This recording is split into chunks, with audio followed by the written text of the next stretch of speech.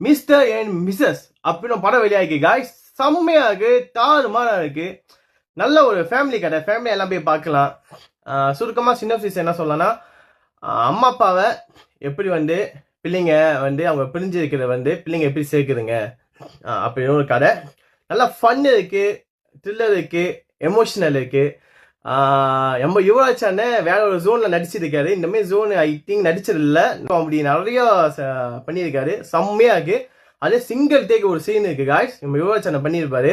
உண்மையாவே நல்லா இருக்கு, வேற லெவல் இருக்கு. அதை நீங்க பார்க்க மிஸ் பண்ணியாதீங்க. அதுக்கப்புறம் கிளைமேக்ஸ்லயும் நீங்க எதிர்பார்க்காத ட்விஸ்ட் இருக்கு. நீங்க இதுன்னு நினைப்பீங்க, ஆனா அதுவா இருக்காது. ஆனா அதுன்னு நினைக்கும் போது இதுவா இருக்கும், ஆனா இதுவா நினைக்கும் அதுவா இருக்கும்.